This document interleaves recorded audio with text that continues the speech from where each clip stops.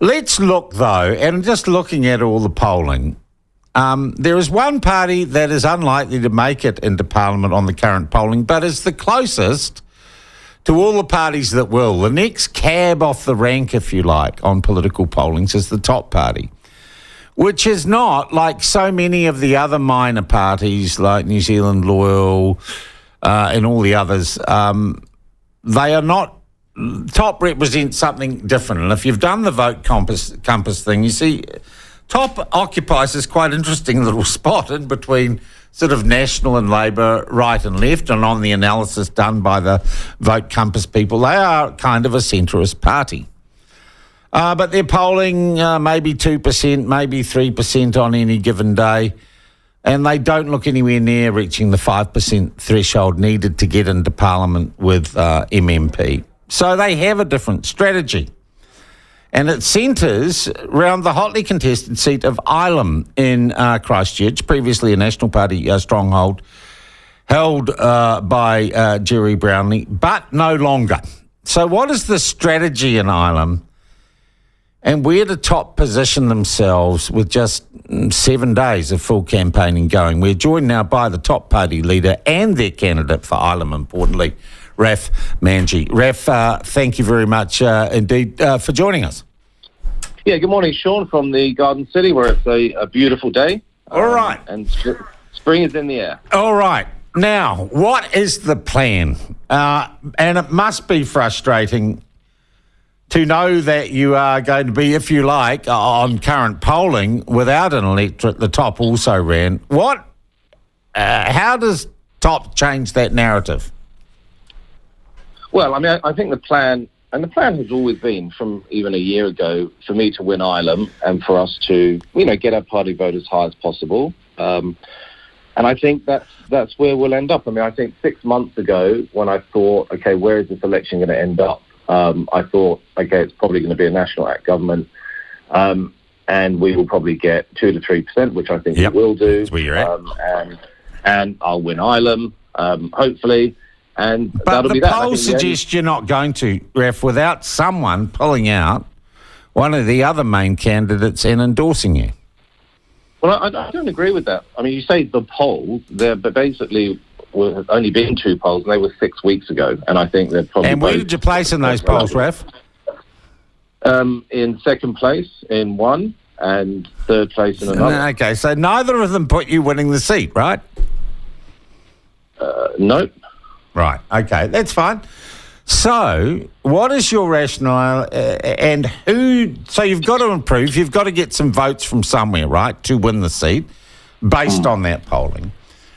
Who are you reaching out to primarily to change that narrative and get you to win the seat? And I guess the two groups of people you can choose to reach out to are people who otherwise might vote National or people who might otherwise vote Labour. Which group have you chosen? Well, I mean, both in a way. I mean, what you have to remember, this is my 4th election in Ilam. So I won 2 council elections and I was second in 2017. So I'm already very well connected into the community. Yeah. The types of things I'm doing, I mean, just to give you an example, yesterday I'm doing, 4 to 6 events a day, which neither of the other candidates are anywhere close to. I do coffee catch-ups, so that was primarily an older audience. That came yesterday, a mixture of National, probably ex-Labour voters. I did 2 student events. Essentially, I'm visiting student flats around the university. That's going to be a very strong vote for us, very strong. And they're not interested in Labour or National. All right, but on the polling, you've got to get someone across. And obviously, we're Top to get in. In the current scenario, as it crunches down, just 1 or 2 seats are going to decide the government because National and ACT can't get there on their own. And New Zealand First, Labour, Greens, Te Pāti Māori can't get there on their own. We've got Winston out there amorphously doing Winston's thing.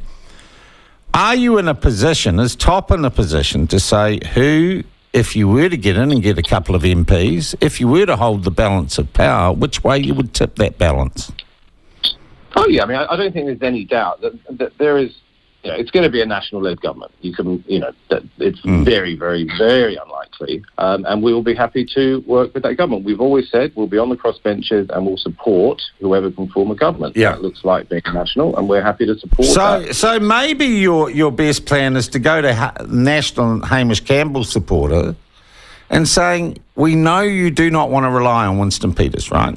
We know that has been clearly signalled. We'll deal with Winston if we want to, but we'll be holding our nose and trying to look the other way and say it's not happening.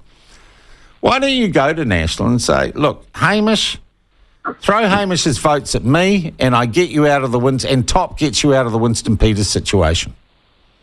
Yeah, I mean, that's the obvious play. And to be honest, the voters in Ireland get that, absolutely. Yeah. The people who haven't quite got a national head office. So, I did reach out last week, 25th of September, to Matt Ducey, and I said to Matt, look, it looks like this is going to be a Winston or me option. Let's have a chat. He said, give Chris Bishop a call. I sent him a message and said, look, you up for a call? He said, no interest, no deal. Chris Bishop said that. Yeah. They can be they're like that with the media, I tell you, Rafe. Look, I think I've spoken to Chris Luxon before when he was in New Zealand. He is a strategic thinker. He does get the big picture, but I'm not sure he's getting very good advice because this is a slam dunk for National. If they want free insurance at not having to deal with Winston Peters, which I don't think anyone wants, Ilam is the obvious play. And if Winston doesn't get 5%, then it doesn't make any difference. If he does get 5%, the government looks like a hot mess. And I don't think anybody wants that. Have you talked to Hamish Campbell about this? Would he be prepared to fall on his sword? No, I haven't. I mean, that's kind of not my... That's not really appropriate. I mean, I think that has to come from head office. And I think if I was talking to Christopher Luxon, he would get it. I don't think he's getting good advice. Yeah. I mean, from an outsider's point of view, it is kind of a no-brainer. But it's also, in the way that New Zealand politics run, I mean... It's like suggesting an Epsom for Top is essentially what you're doing. But also remember, Sean. I mean, the bit that people are missing here, because I went through this in 2017. I called Bill English. I said, Bill, I'm standing in Ireland as an independent, and he was going, what? And I said, yeah, because you guys have taken your foot off the rebuild, and it's not done, and I'm going to raise some issues. And remember, then Peter Dunne stepped out of play, and essentially Parliament has lost its shape because there's no United Future party in there. And United Future was involved in governments from the last 20 years before Peter Dunne stepped down, and that's created an imbalance with Winston, the only party who can play both sides of the fence.